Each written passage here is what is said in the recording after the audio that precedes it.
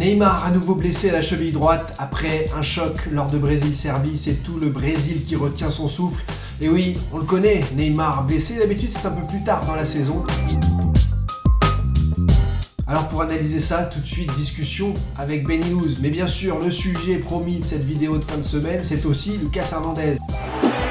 Parti du Qatar pour rejoindre l'Allemagne, se faire opérer les ligaments croisés. Y avait-il une autre solution pour le gérer, Lucas Hernandez? Ce poste de latéral gauche lui convenait-il? À qui la faute suite à cette blessure au ligament croisé? Car il faut arrêter de parler de malchance, de hasard, de malheur. Il y a de la prévention à faire, il y a des choses à régler, vous le savez, si vous suivez la série justement. Les blessés, les blessures, le brancard, avec Benny Louz.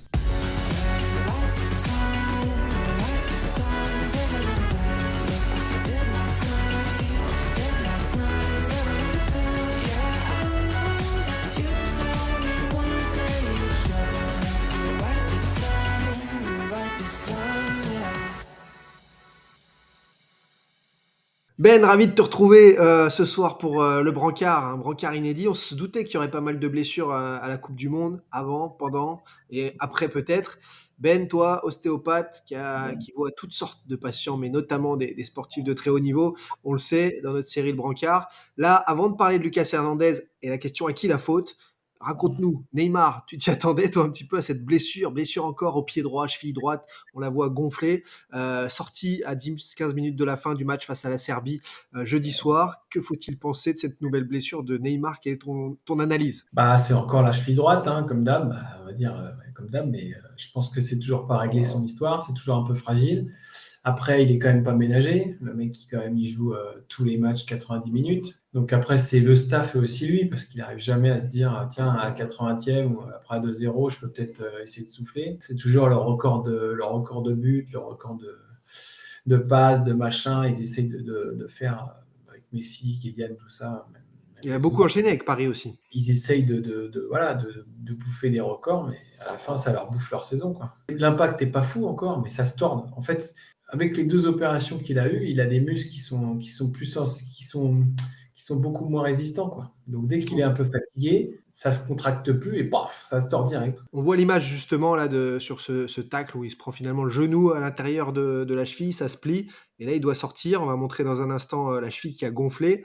On attendra le Voilà. verdict Ce certainement. qui est positif, c'est qu'il a pu finir. Donc en fait, là, le gonflement, c'est parce qu'il a forcé un peu dessus, surtout, et que le ligament est pas trop touché, parce que ceux qui se sont déjà fait des entorses, il y a des entorses, tu poses le pied, c'est fini après, hein. Tu essayes de poser le pied, tu prends un coup de jus.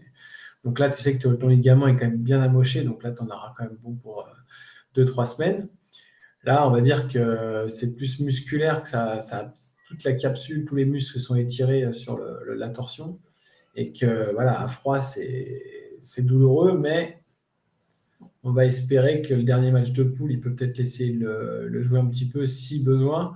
Ah, Et tu penses plutôt que dans 8 jours là, il peut rejouer? C'est une possibilité? gonflé. Le fait qu'il ait pu continuer à jouer, ça veut dire que c'est moins grave que prévu, hein. D'accord, Donc, de toute d'accord. façon, ils vont le garder, ils vont le garder sous le coude pour voir jusqu'à temps que ça va. Plutôt assurer le coup pour les phases finales si besoin. Alors après, ça va être toujours pareil, comment ils vont le gérer, parce que est-ce qu'ils veulent le faire jouer tout de suite pour essayer de gratter des points et lui éclater la cheville une bonne fois, ça c'est ce qu'ils font souvent, ou essayer de jouer le truc à fond, dire voilà, on va faire des soins maximum pour en avoir l'utilité vraiment quand il en aura vraiment besoin. Parce qu'on peut réafficher là sur Transfermarkt son historique de blessures, hein, on est habitué. Vous pouvez aller mater aussi la vidéo spéciale du brancard sur Neymar il y a maintenant quelques mois, mais qui vous résume la situation de son corps. Il y a eu trop de déséquilibres de créer, trop de mauvaises préventions et puis aussi de rééducation. Bref, Neymar, c'est ce que tu nous disais hein, en quelques mots. C'est un ensemble de problèmes qui fait que maintenant, ça devient quelqu'un de très fragile et que on voit des trucs, des fois, des tacles assassins. Le mec se relève, il n'y a absolument rien. Et puis lui, dès qu'il se tord un peu la cheville, il y a tout qui part. Il n'y a plus du tout de sécurité au niveau de son articulation. Tout. Il n'y a plus rien qui tient vraiment sur les trucs un peu extrêmes. Donc, c'est pour ça qu'il sera toujours un peu fragile. Petite parenthèse dans cette vidéo, car vous le savez, pendant cette Coupe du Monde, grâce à airdefoot.com, je vous offre ces cadeaux magnifiques. Il y aura des maillots à gagner tout au long de la compétition. Le maillot des Bleus, le maillot de Neymar et du Brésil, le grand blessé, il est là avec Air de Foot, maillot de très belle qualité, provenance des usines thaïlandaises, tout simplement.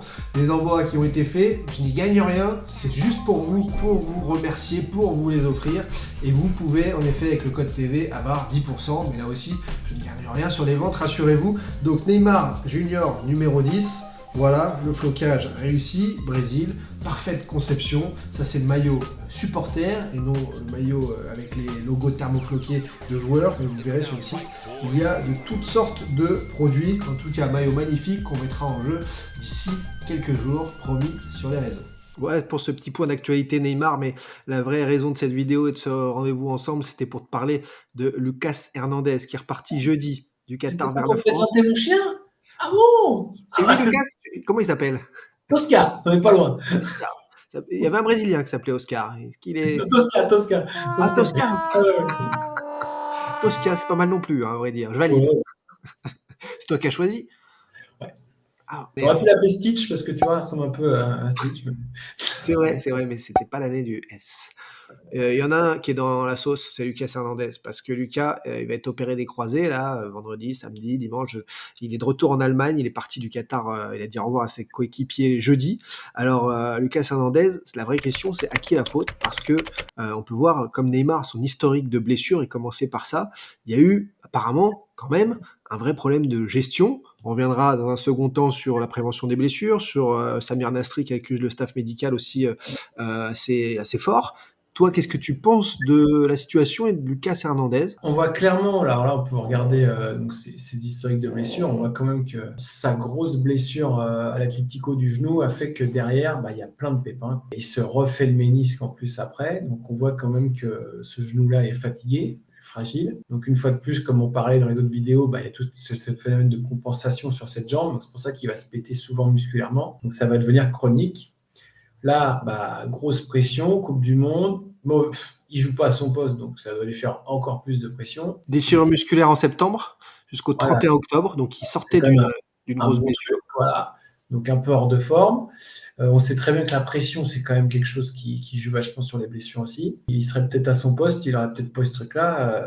Là, il le fout sur un côté où c'est pas forcément le truc je pense qu'il apprécie le plus. On a forcément une pression encore plus parce on sait pas si on va être au niveau ou pas. Et puis là, c'est tout seul, hein, il prend un appui, paf, tout qui pète, c'est quand même au bout de Dès le quelques début de match en plus. Hein.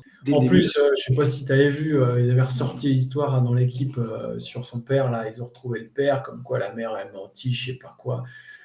C'est encore des trucs. C'est comme Harit avec sa blessure. Hein. On balance des mauvaises ondes tout le temps sur la tête des gens et comme par hasard, ça arrive juste derrière. Hein. Ouais, donc le stress mélangé au psychologique, donc ça joue beaucoup sur avec une fragilité, parce que là, on peut pas le nier. Quand tu compares lui et son frère qui sont du jumeau, son frère, il a aucune blessure. Il a 3 pètes, et 3 contusions et 2 bobos. Et lui, là, depuis qu'il s'est pété à l'Atlético, ça n'arrête pas. Et alors la question d'hérédité ou tu vois que ça soit une morphologie ou quoi, là, c'est clairement, on peut faire une comparaison. Ça n'a rien à voir avec la morphologie. C'est un événement de ton histoire qui n'est pas réglé à 100%. Donc, ce n'est pas forcément l'opération qui a merdé ou quoi, hein, mais il y a un truc maintenant qui fait qu'il y a une faiblesse. Alors, c'est pour ça que des fois, on travaille avec le kiné pour faire du renfort, parce que des fois, c'est un muscle qui est trop fatigué, des fois, c'en a un qui est trop tendu, des fois, c'est un truc qui n'est pas réglé dans le genou, des fois, tu vois, il y a plein de trucs à gérer. Donc, ça, c'est l'histoire du joueur et ça, c'est au staff de bien gérer, bien chercher le fond du problème, ce qui n'est pas forcément fait dans les staffs de club. Bon, ça, c'est un fait. C'est comme ça. Hein. Est-ce qu'il sentait un petit truc avant? C'est tout ça qui devrait être intéressant après à poser comme question. Mais voilà. En parlant de questions, Lucas Hernandez, pour toi, parce que pour moi, c'est vraiment une des grosses erreurs de Didier Deschamps, c'est de lui avoir confié le poste de latéral gauche, alors que Théo Hernandez fait figure pour moi des 2-3 meilleurs latéraux au monde. Et à la place, il considère que Lucas va lui assurer une solidité défensive en jouant latéral gauche, qui est quand même un poste exigeant. Est-ce qu'il n'y a pas eu une erreur quand même là aussi? Alors la chatte à Dédé lui permet derrière de faire rentrer Théo et le match il rebascule pour les Bleus alors qu'il était mal engagé, qui fait un super match d'ailleurs. Qu'est-ce que tu penses? Est-ce que tu penses que Lucas, après son accumulation de blessures, etc., il peut jouer, c'est un latéral ou pas, physiquement? Moi, mon pote direct, quand il s'est blessé, il m'a dit « Putain, c'est génial, son frère il va rentrer, il est 10 fois meilleur à son poste. » Direct. C'était instantané. Ah ouais. Et ça lui a donné raison. Je comprends pas comment on peut prendre des joueurs comme Diazazi ou même rajouter des centraux, alors qu'on a un Varane sur une patte, on a un Lucas qui était quand même un peu limite, et que tu prends pas des mecs comme, bah, alors je le connais en plus, mais Mendy, qui est quand même titulaire dans la meilleure équipe du monde depuis 3 ans, et qui est indéboulonnable, et pourtant on essaie de lui mettre des joueurs sur son paletot, et il reste tout le temps titulaire, et il a un pourcentage de victoire quand il joue qui est incroyable, et tu vas t'en avec un défenseur central que tu fous sur un côté alors que son frère est meilleur à son poste. Sur cette situation, il y a Deschamps qui a totalement ironisé sur le truc comme si, c'était vraiment une question bête, et cetera. Enfin, il a fait un peu du Didier Deschamps qui est pas très sympa. Je trouverais d'autres solutions, si Théo, était suspendu ou blessé, maintenant qu'il n'y a plus Lucas. Mais bon, si on veut être tranquille, il faut prendre, 33 joueurs, tripler les postes. Il y a, Théo qui est là et puis après il y aura d'autres alternatives. Donc l'autre alternative, on a compris que ce serait, plutôt Camavinga. C'est quand même hallucinant de prendre la situation de cette façon, alors qu'il y a 6 centraux, qu'il y a un embouteillage, il y a peu de gens, assez polyvalents, qu'il y a Pavard qui est pas non plus un latéral droit et qui joue à droite. C'est quand même très curieux de la part de Didier Deschamps. Mais, la dernière question, ouais? Et surtout que Benzema se blesse et que tu peux prendre un mec à ce poste-là. Parce que le problème, c'est que Benzema, il se blesse. Bon, j'ai l'impression qu'il le savait déjà parce qu'il avait pris les Colomboigny et Thuram direct en plus. Donc tu sens que bon, c'était dans les petits papiers qu'il n'était pas en forme. Mais tu as le droit d'un joueur en plus. Qu'est-ce que ça peut lui faire de rajouter un mec, même si c'est Digne, parce qu'il kiffe Digne, bah, fous Digne. Mais au moins, tu doubles au moins tu triples les postes, tu as 26 joueurs, c'est fait pour ça. Ouais, c'est très curieux au niveau de la gestion du groupe, comme si Digne ou même Ferland Mendy allaient pouvoir déséquilibrer un groupe. Mauvaise prévention des blessures ou pas concernant Lucas Hernandez. On parle souvent de prévention des blessures et on peut en éviter beaucoup en étant beaucoup plus justement préoccupé par les joueurs individuellement. Et Samir Nasri, lui, il a explosé le staff médical et notamment le docteur Le Gall sur les efforts pas assez individualisés, beaucoup trop répétés pour notamment Benzema. Est-ce que sur Lucas Hernandez, il y a aussi eu son retour, on le rappelle, après sa blessure musculaire, c'était seulement le 1er novembre. Là, ça a été aussi précipité, et puis en plus latéral, comme on disait. C'est toujours pareil, c'est que là, il n'a pas d'autre choix. Donc il le fout parce que dans sa tête, il n'avait pas d'autre choix. Mais quand tu sais qu'un mec est fragile et qui n'a peut-être pas joué autant qu'il fallait dans les dernières semaines, pourquoi tu mets pas le mec en forme, qui est en plus à son poste, et que tu fais tourner l'autre et que tu vois au fur et à mesure des entraînements comment ça va? Parce que là, c'est de prendre encore un risque. Bah, ils ont fait pareil avec Benzema. Pourquoi tu t'embêtes à essayer de faire jouer un mec qui est sur une patte depuis 3 semaines, un mois? Et peut-être que là, ils ne sentaient presque plus, mais il y a un phénomène de compensation qui se crée quand tu as une blessure. Tu ne forces pas pareil que d'habitude. Donc, tu vas compenser, tu vas changer ton appui pour avoir moins mal. Il y a un moment, paf, ça va repéter. Soit ça pétait au même endroit, soit ça pète ailleurs. Mais Donc ça peut être Deschamps qui force la main parce qu'il a son équipe en tête, ses complémentarités, ou il y a le staff médical qui passe. Qui lui dit, vas-y, c'est bon, il n'y a pas de problème. Quand tu as un staff qui te dit, c'est bon, il n'y a pas de problème, pourquoi tu vas te prendre la tête? Ouais, tous les voyants sont ouverts pour Benzema, tu peux le faire jouer, il n'y a pas de problème. On va le faire essayer sur des sprints. Paf, il pète. Ah ouais, mais non. Ça, Benzema, toi, tu t'attendais à ce que ça relâche Benzema? Bah, je sais pas, moi, je ne l'ai pas vu depuis un petit moment, mais Ligue des Champions, on appelle. Mais si tu vois que pendant un mois, c'est hyper fragile, tu vas jouer les plus mauvais de la poule, qui est l'Australie. Tu as 15 mecs devant, tu peux le faire souffler encore 3-4 jours. Hein. C'est pas. On en a besoin pour la fin, des mecs comme ça. On n'a pas besoin pour le premier match contre l'Australie. Donc, tu vas prendre des risques encore à une journée près. Tiens, on va le tester. Bref. Alors encore, tu le testes, tu le pètes, tu ramènes un autre joueur. Mais là, tu le testes, tu le pètes, tu ne prends pas de joueur. Mais ça n'a pas de sens, en fait. C'est complètement aberrant. Mais après, il y a un souci parce qu'il y a eu un problème dans les journaux. Alors, je ne sais pas si c'est vrai ou pas, mais sur Mike Maignan, on lui a dit de faire des exercices. Ça a répété sur l'exercice que le staff aurait dit. Si c'est vrai, c'est. Et derrière, tu ne le prends pas non plus, alors que tu avais peut-être la place de le prendre quand même, vu le nombre de jours qu'il a pris, il aurait pu prendre 4 gardiens au cas où, même pour lui faire plaisir. Parce que, puis il y a une incohérence, en effet, entre dire on va prendre des joueurs pour cette Coupe du Monde qui va être à haute intensité que des joueurs prêts. Et puis en fait, il y a Kimpembe, il y a Benzema, il y a Varane, il y a Lucas, il y en a plein qui sont pas prêts. Et donc, pourquoi ne pas en avoir incorporé d'autres qui n'étaient pas tout à Ah, fait prêts? Kimpembe, il est parti, je crois. Kimpembe, Ouais, Kimpembe est reparti, mais c'est ça que je veux dire, c'est qu'il a quand même il été avait pris pris au début. alors qu'il y avait des gros doutes. Il avait joué 10 minutes le week-end d'avant avec le PSG, donc Et il y avait des gros doutes et il a quand même pris un joueur donc pas en super après, forme, c'est ce que je veux dire. moi, un mec comme Kimpembe, ça me choque pas parce que j'ai l'impression que c'est un mec qui faisait quand même l'ambiance dans le groupe. Il y a tellement de joueurs, c'est vrai que tu n'as pas besoin de 26 bonhommes. Quand on a 6 au même poste, mais quand on a 2 dans le même poste et que le mec se blesse, bah, tu passes pour un con, clairement. Puis surtout quand ça manque de il y a pas de non plus de il y a plus de central gaucher polyvalent qui peut dépanner, comme l'aurait pu le faire Lucas pour Si dépanner. tu as des centraux qui peuvent jouer sur la gauche, bon, bah, en cas de pépin, tu sais que tu auras ça. Mais quand tu prends qu'un seul mec réel à ce poste-là, alors que tu en as quand même quelques autres, t'es pas On est quand bien même. fourni. Voilà, tu n'es pas dans une équipe du fin fond d'Afrique et qui a un seul bonhomme qui joue dans un grand championnat et que tu es obligé de le foutre. Là, tu as quand même des mecs qui font le taf, quoi. Et tu prends même pas, tu prends un Dizazi qui n'a jamais été pris, alors que tu as des mecs qui étaient là au dernier rassemblement, qui étaient quand même pas mal. Il y a quand même des trucs qui sont Il nous très fera bien. fermer nos bouches en étant champion du monde, on verra. Ce serait parfait, ce serait la spéciale des gens.